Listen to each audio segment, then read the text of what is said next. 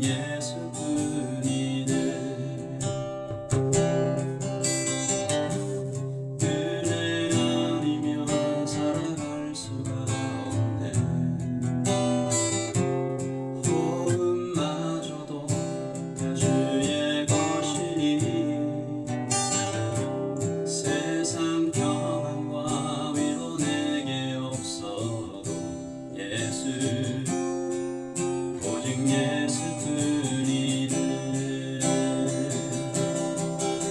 그 시계에 다 볼 수도 없고 작은 고난에 지쳐도 주께 맡긴 나의 모든 삶 버티고 견디게 하시네. 은혜 아니면 살아갈 수가 없네. 호흡마저도 다 주의 것이니 참된 평안과 위로 내게 주신 주 예수 오직 예수뿐이네. 참된 평안과 위로 내게 주신 주 예수 오직 예수뿐이네.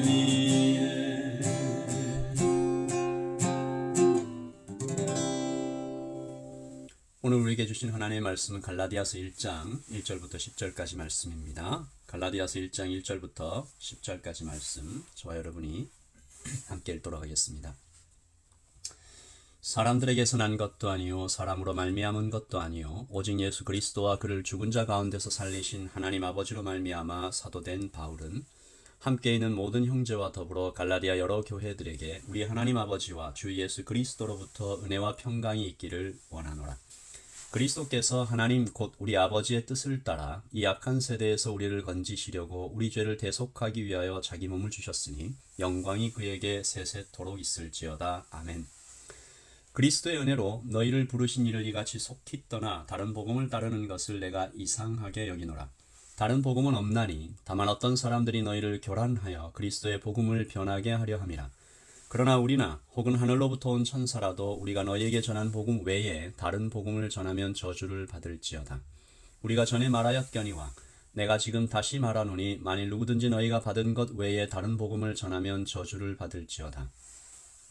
이제 내가 사람들에게 좋게 하랴 하나님께 좋게 하랴 사람들에게 기쁨을 구하랴 내가 지금까지 사람들의 기쁨을 구하였다면 그리스도의 종이 아니니라. 아멘. 하나님의 말씀입니다.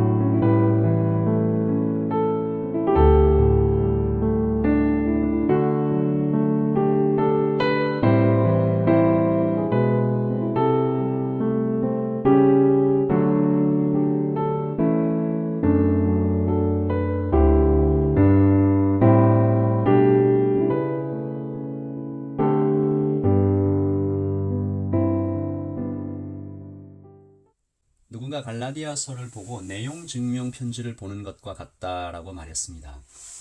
대화로 이야기가 잘 풀리지 않을 때 이 내용 증명 편지를 보내죠. 그 어투가 무척 딱딱하고 상대방의 잘못을 지적하는 내용이기 때문에 편지를 받는 사람은 자칫 화를 낼 수도 있는, 말하자면 받을 때 기분 좋을 수 없는 편지입니다. 갈라디아서가 내용 증명 편지와 비슷하다. 여러분, 갈라디아서에 그런 면이 있습니다. 오늘 말씀 1절부터 사도는 아주 강력하게 자신의 서도권을 주장하고 있고 10절까지의 이 짧은 오늘의 본문에서도 벌써 교인들을 책망하고 있죠. 3장으로 들어가면 더욱 직접적으로 교인들의 잘못을 책망합니다. 여러분, 무슨 일이 있었던 것일까요? 사도는 왜 이렇게 무겁고 강한 편지를 교회에게 보낸 것일까? 오늘 말씀에서 찾을 수 있는 하나의 단서는 교회에 다른 복음을 전하는 사람들이 나타난 것입니다. 슬프게도 그들에게 속아 넘어간 사람들이 생겼는데요. 심지어 그 수가 아주 빠르게 늘어나고 있었던 것입니다. 어떤 학자들은 이 위기가 단지 한 교회 정도의 수준이 아니라 그 지역 전체 교회 공동체가 이렇게 위험에 빠질 수 있는 그 정도의 수준이었다고 합니다. 그래서 사도가 말하죠. 아주 강경한 어조입니다. 이해가 안 간다. 너무 이상하다. 오늘 말씀 6절입니다. 그리스도의 은혜로 너희를 부르신 이를 이같이 속히 떠나 다른 복음을 따르는 것을 내가 이상하게 여기노라. 여러분, 다른 복음은 할례파 유대인들의 주장이었죠. 할례를 받아야 구원받는다. 이것은 단순히 우리의 신앙생활에 할례를 더하자라는 것이 아니라 예수님의 십자가를 대체하는 것입니다. 완전히 대신하는 것이죠. 다시 말해서 그러므로 다른 복음이란 유대교였습니다. 여기서 우리가 좀 이해하고 지나가야 하는 것은 복음과 유대교의 충돌인데요. 예루살렘의 교인들에게 있어서 복음과 유대교는 놀랍게도 충돌하지 않았습니다.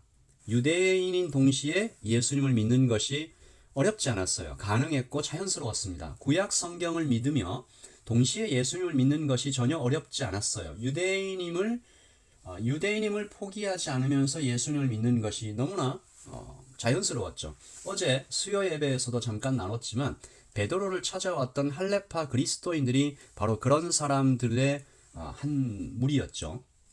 문제는 예루살렘을 떠나서 복음을 받은 즉 이방인 그리스도인들에게서 이 문제가 발생합니다. 그들은 선택해야 했죠.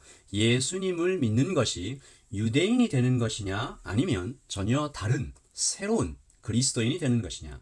유대인이 되어야 하냐, 아니면 그냥 그리스도인으로 족하냐.